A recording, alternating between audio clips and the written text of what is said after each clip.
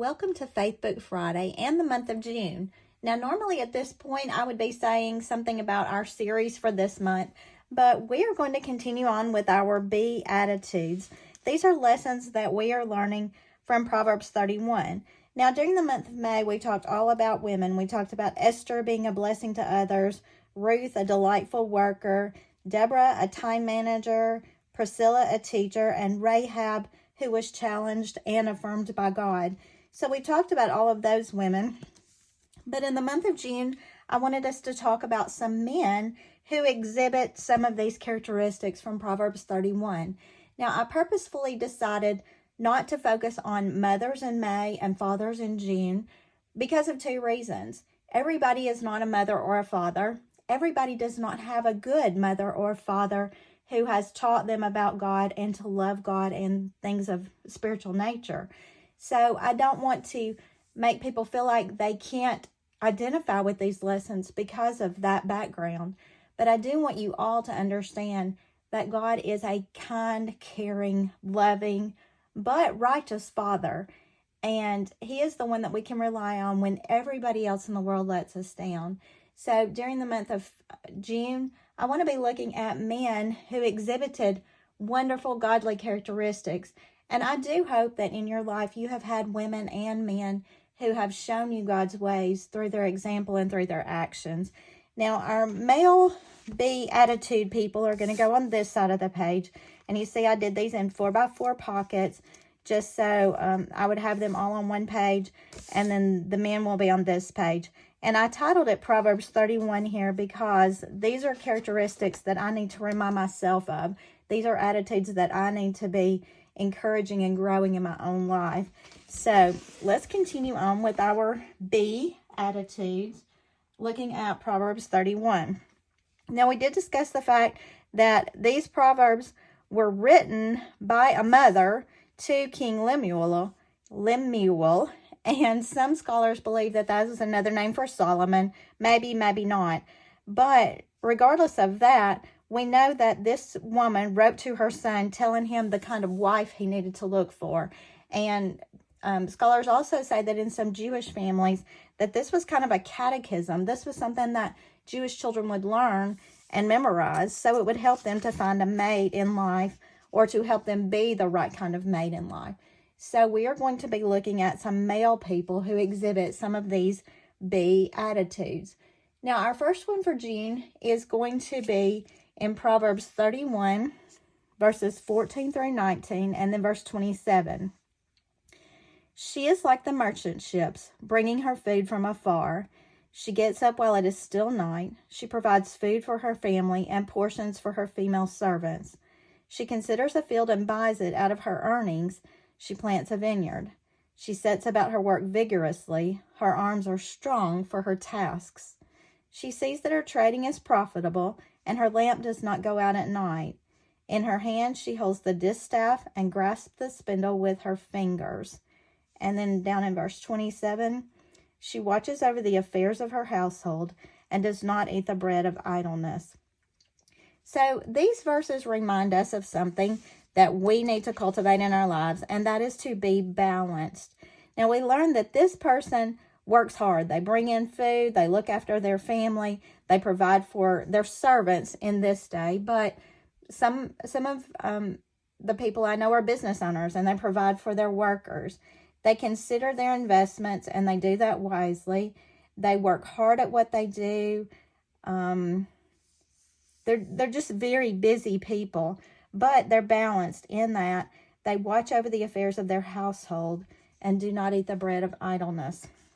So when we think about being balanced, one person who really jumped out to me in that, and I guess because it was because we studied Ruth back in May, was Boaz. I just kept thinking about Boaz after our study on Ruth. And I want us to go back to the book of Ruth. Joshua, Judges, Ruth. And you already know the background of Ruth. She had gone back with her mother-in-law, Naomi. And in chapter 2, verse 1, we first hear of Boaz. Now Naomi had a relative on her husband's side, a man of standing from the clan of Elimelech, whose name was Boaz. Now, Elimelech was Naomi's husband. So Boaz belonged to the same clan. And Ruth the Moabite said to Naomi, let me go to the fields and pick up the leftover grain behind anyone in whose eyes I find favor. Naomi said to her, go ahead, my daughter. So she went out, entered a field, and began to glean behind the harvesters. As it turned out, she was working in a field belonging to Boaz, who was from the clan of Elimelech. So what do we know from Boaz right off the bat? He is from the clan that Naomi's husband was a part of, the clan of Elimelech. He was a wealthy landowner, and we get that. It turns out she was working in the field belonging to Boaz.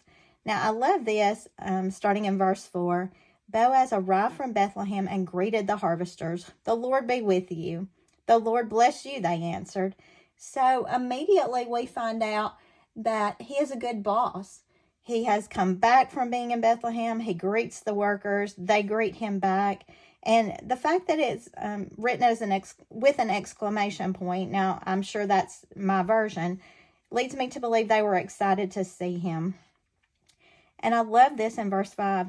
Boaz asked the overseer of his harvesters, who does that young woman belong to?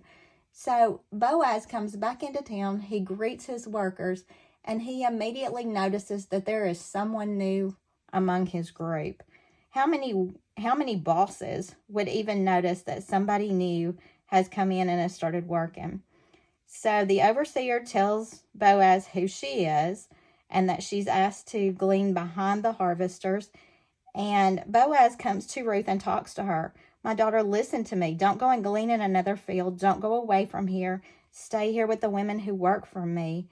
And he even says, I've told the men not to lay a hand on you. And whenever you are thirsty, go and get a drink from the water jars the men have filled. So he knows who she is, but he immediately realizes the problems that she could have, and he looks after her. And in verse 10, Ruth says, why have I found such favor in your eyes that you notice me, a foreigner? Boaz replied, I've been told all about what you have done for your mother-in-law since the death of your husband, how you left your father and mother and your homeland and came to live with a people you did not know before. May the Lord repay you for what you have done. May you be richly rewarded by the Lord, the God of Israel, under whose wings you have come to take refuge. I think that is such a beautiful passage because Boaz has listened. He's heard what the people are saying about Ruth. He's heard about the background story, and he offers a blessing to her. May you be richly rewarded by the Lord, the God of Israel. So he's also immediately becoming a witness for her, to her. He's telling her that his God, the God of Israel, will provide refuge for her. So he is a good man. He is very well balanced in his work, in his knowledge of God, his love for God, and we'll go on to see that he is balanced in other ways as well. Let's look on in verses 14 and 15. At mealtime, Boaz said to her, Ruth, come over here, have some bread and dip it in the wine vinegar. When she sat down with the harvesters, he offered some roasted grain. She ate all she wanted and had some left over. As she got up to glean, Boaz gave orders to his men. Let her gather among the sheaves and don't reprimand her.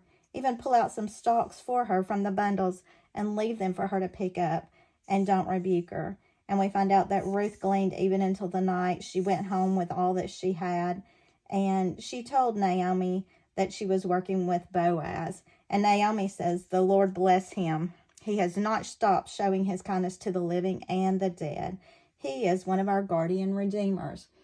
So Boaz was one of their family members. He also had an opportunity to become the redeemer for Ruth and Naomi.